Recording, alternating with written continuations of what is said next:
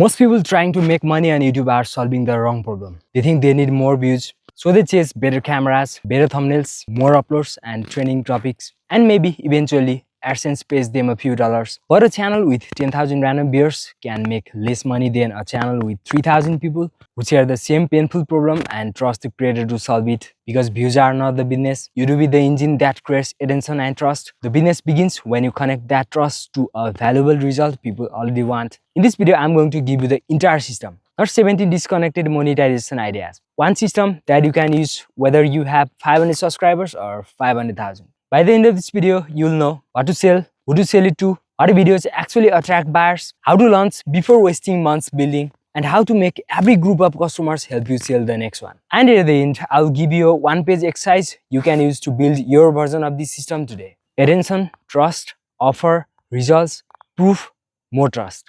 I call this the YouTube revenue loop. Everything else is simply a tactic inside this loop. Part 1. Understand what YouTube actually does. YouTube is exceptional at one thing: turning a stranger into a warm prospect at scale. A stranger discovers your video because they have a question or a problem. They spend 10, 20 or maybe 40 minutes watching you solve part of it. They hear how you think, they see your process, and if you help them repeatedly, their trust in you begins to compound. That trust changes what you can sell. Cold audiences usually need a concrete promise, strong proof, low perceived effort, and serious risk reduction. They don't know enough about you to buy big coaching, consulting, or access. But a warm YouTube audience may buy your judgment, your process, or your guidance because your videos have already demonstrated those things. This is why long-form educational content works especially well for consulting, coaching, cohort-based programs, courses, software-specialized services. It also explains why copying another creator's funnel often fails. Someone with years of credibility and hundreds of customer results may sell a $5,000 program through a simple link. A beginner can copy the exact page, exact price, and exact funnel and sell nothing because the page was never the complete system. The creator's authority, proof, audience relationship, and accumulated trust were doing most of the work. So here is rule number 1. Don't ask how can I monetize my viewers. Ask what meaningful result does this audience already want and what is the best way I can help them achieve it. That brings us to demand. Part 2. Find demand. Don't try to invent it. One of the most expensive mistakes you can make is building something simply because it sounds exciting to you. You record 30 lessons, you design a logo, you buy a course platform, you create a beautiful sales page, then you announce your offer and discover that your audience doesn't describe the problem the way you do, doesn't want the outcome you chose, or doesn't value it enough to pay. Start with evidence instead. Look for markets where people already spend money to remove pain, make or save money, improve their status, strengthen important relationships, protect their health, or master an identity-defining skill. And don't automatically avoid competition. Competition is often evidence that demand exists. The opportunity usually isn't an entirely new category. More often, it is a proven result offered to an overlooked group of people. Productivity for everyone is big, but a system for tech leaders to manage a demanding job without letting their health and family collapse is specific. Lawn photography is broad, but build an award-worthy landscape photography portfolio in 12 months gives a serious photographer a result they can picture. Don't blindly copy another creator's identity, language, or branding. Study the underlying structure. Who is the buyer? What result is being promised? How quickly or easily is that result achieved? How is the solution delivered? What proof supports it? What risks does the seller remove? Where do qualified prospects come from? Copy proven structures, then build your own point of view around them. The 10 conversation rule.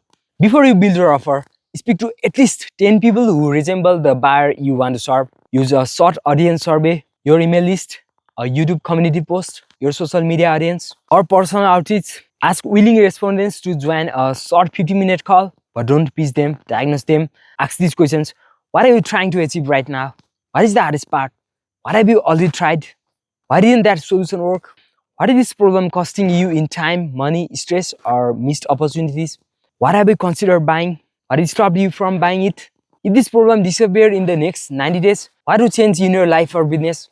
And capture the exact language they use. If your audience says, I need a predictable way to find clients, don't rename it omni-channel pipeline optimization. Clear language converts because people recognize themselves in it.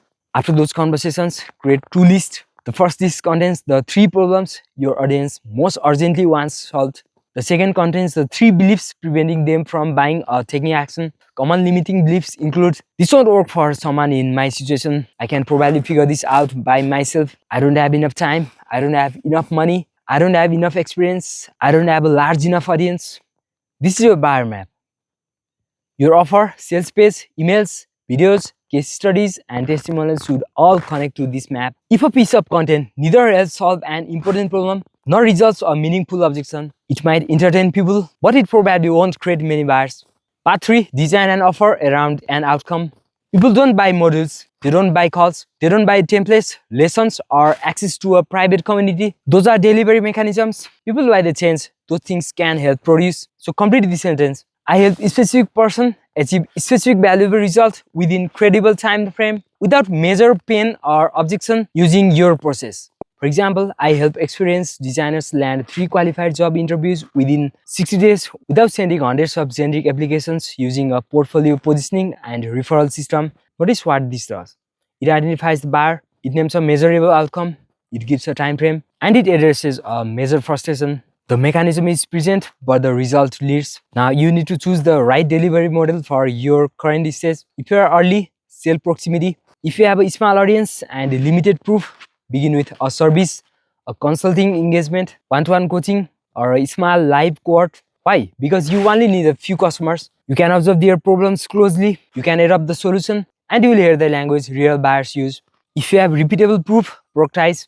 Once you have delivered the same result several times, turn the repeatable parts into templates, recorded training, group coaching, standardized service, or software. If you have scale and broad demand, add leverage. Only then should you prioritize lower price products that require more volume, such as courses, memberships, affiliate offers, sponsorships, digital downloads, or mass market products. This order matters. Many creators start with a $49 product because it feels easier to sell, but to earn $10,000, they need approximately 205 sales before fees and refunds. At $2,500, they need 4 clients. That doesn't mean expensive is always better. A high-ticket offer only works when the result is genuinely valuable, the customer can afford it, the delivery is strong, the buyer is properly qualified, and you can actually help them. Your price must fit 4 things. 1. Economic value. What is the result reasonably worth to the customer? 2. Buyer economics. Can this particular customer pay the price and still receive a meaningful return? 3. Delivery intensity. How much difficult, frustrating, or time-consuming work are you taking off their plate? 4. Proof and scarcity.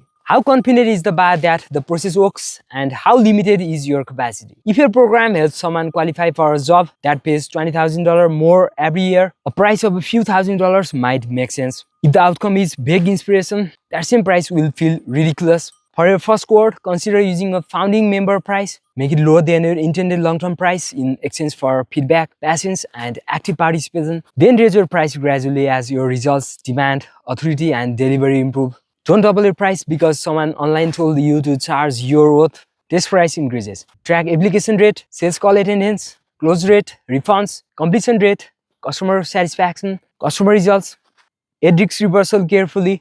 A guarantee can make a strong offer easier to trust, but a reckless guarantee can attract the wrong customers or promise an outcome you don't control. Guarantee the deepest result you can responsibly influence. You might guarantee implementation milestones, quality standards, access, revisions, deliverables, or continued support. If you guarantee a specific outcome, clearly define the actions required from the customer. That might include attending calls, completing assignments, submitting work on time, implementing feedback, responding within an agreed time frame, or accurately reporting results. Risk reversal should align incentives. It should not be used to hide a weak offer. Part 4. Validate before you build. Here's the rule that can save you months of wasted work. Sell the transformation before producing the entire curriculum. Choose a launch date 4 to 6 weeks from now. Keep the first cohort small enough that you can serve everyone personally. Before launching, build only what is necessary. Your offer statement, a simple application or a sales page, the program's major milestones, your first session, a killer onboarding process, and your launch messages. Don't disappear for 3 months to record police lessons nobody has asked for. Instead, ask what is the shortest responsible path from the customer's current situation to the result I promised. Those steps become the spine of your program. For example, if your promised outcome is helping someone land a better tech job, your process might be identify the right roles, position their existing experience, build a proof-based application, generate targeted conversations, convert interviews into offers, deliver the first version live, one stage at a time, record the sessions, pay attention to where people get stuck, use their questions to improve the next session. Your first cohort is not supposed to be a perfectly finished information product. It is a guided implementation lab. And if qualified people consistently refuse to buy, don't immediately conclude that YouTube doesn't work. Diagnose the exact failure. If you get no applications, the problem, promise, content or call to action may be weak. If you get applications but no qualified buyers, your content may be attracting the wrong audience. If you get qualified calls but no sales, your value, proof, price or sales conversation may be weak. If you get sales but customers don't achieve results, your qualification or delivery is broken. Every stage has a different problem and every problem requires a different solution. Part 5. Create content that generates buyers, not just views.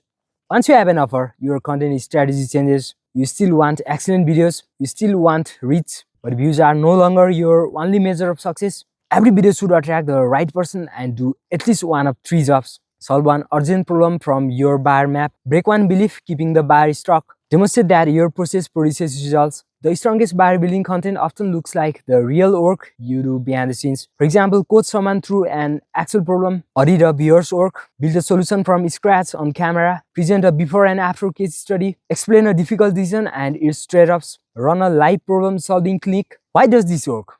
Because a video called 7 Mistakes Beginners Make might create curiosity, but a real diagnosis demonstrates judgment. The viewer doesn't only learn what to do, they see how you think when the situation becomes complicated, and that is often what buyers are paying for. A practical 3-video content cycle. Imagine you help freelancers build a predictable client pipeline. Your first video addresses a problem, how to build a 30-day client pipeline from zero. You solve an immediate problem and demonstrate your process. Your second video addresses an objection, why a small audience is enough to land your first 3 clients. You challenge the belief that someone needs thousands of followers before they can succeed. Your third video provides proof. I rebuilt a freelancer's offer. Here's what changed. You demonstrate a method using a real example. Repeat this cycle across the 3 biggest problems and objections discovered during your research. Now every video has a strategic purpose.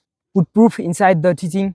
Don't keep all your proof on your sales page. When you teach an important step, support it with relevant evidence, a customer result, a screen recording, a before and after example, your own documented experiment, or a transparent demonstration. If you don't have customers yet, create self-generated proof. Use the method on yourself. Run the process. Document what you started with, what you changed, how long it took, what obstacles appeared, and what result you achieved. But don't manufacture certainty. One successful example doesn't prove that everyone will succeed. Be clear about what the evidence shows and what it doesn't. Specific, honest proof is more persuasive than loud, exaggerated claims.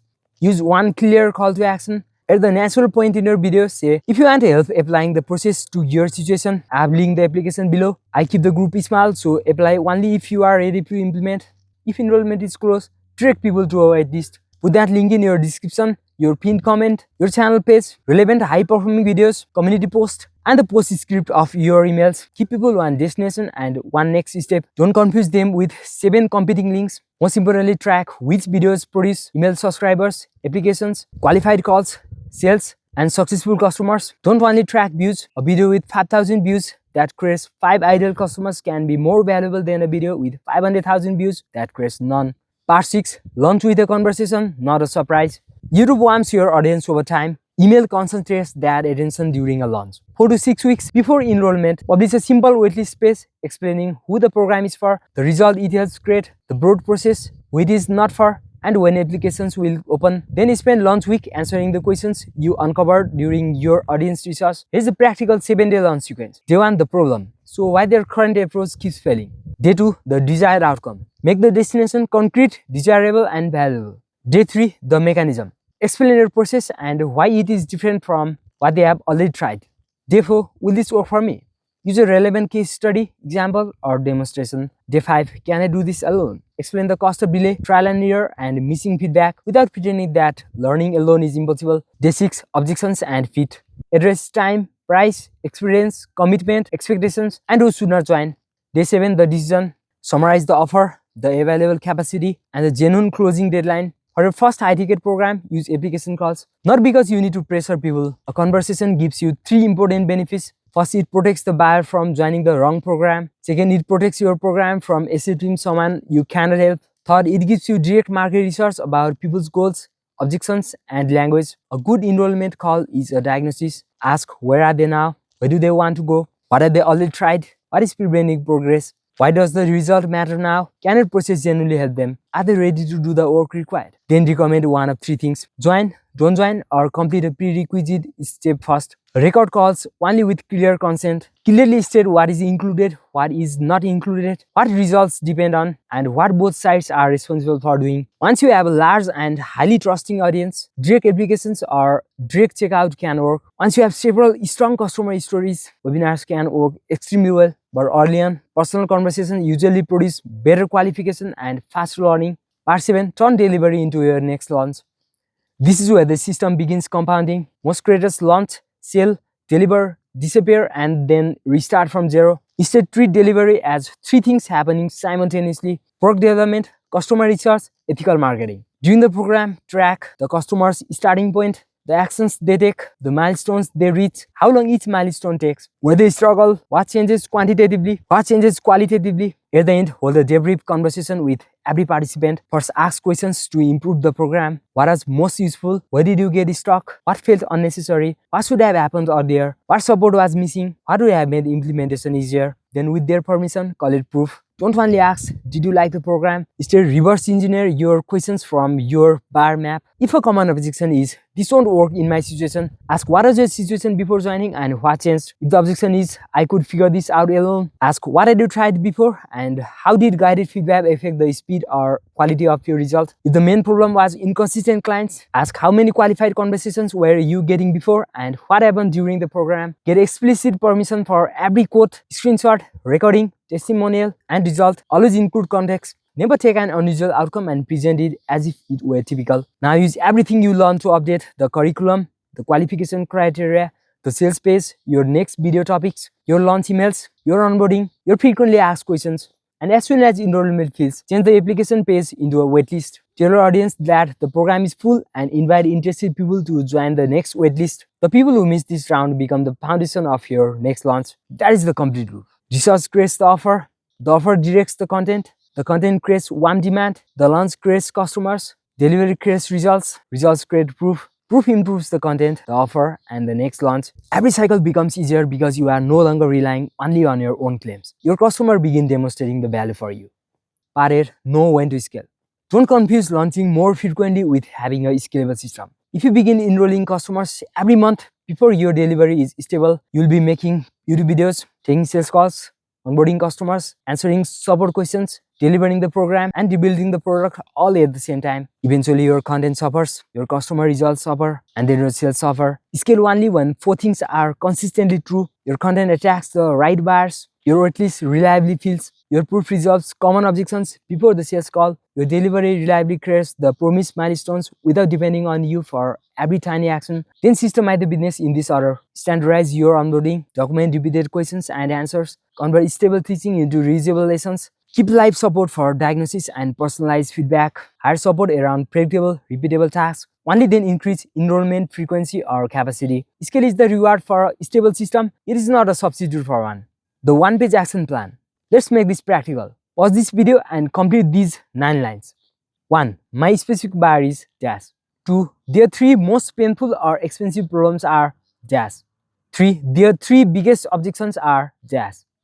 4. I help them achieve this specific outcome dash. 5. The shortest responsible path to that outcome includes these steps dash. 6. My first delivery model is service, consulting, live cohort, or product. 7. My initial proof will come from my own experiment, pilot customers, or existing customers. 8. My next 3 videos will address one problem, one objection, and one proof story. 9. My launch date is dash. If you cannot complete lines 2 and 3, don't brainstorm harder. Book 10 conversations. If you cannot complete line 4 in one sentence, your offer isn't clear enough. If line 5 requires 47 modules, simplify the path. If you have no answer for line 7, run a small pilot before making large claims. And if you refuse to put a date on line 9, you'll probably keep policing instead of learning. So the only system you need to earn money from YouTube is not post more videos. It is this. Find a valuable problem people already want solved. Package the shortest credible path to the result. Use YouTube to teach, challenge objections, and demonstrate proof. Give the right buyer one clear next step. Deliver the solution closely enough to create real results. Turn those results into a better product, better proof, and better content. Then repeat You don't need every viewer. You need the right viewers to say this person understands my problem, has a process I trust, and can help me move faster. That is how a small, loyal channel can become a serious business. And that is how a large channel can become more than an attention machine. If you want, comment or offer below using this format. I'll be specific person, achieve specific result within time frame without major obstacle. And watch the next video where I'll show you how to create 3 buyer building videos, a problem video, an objection video, and a proof video from a single customer interview. I'll see you right there.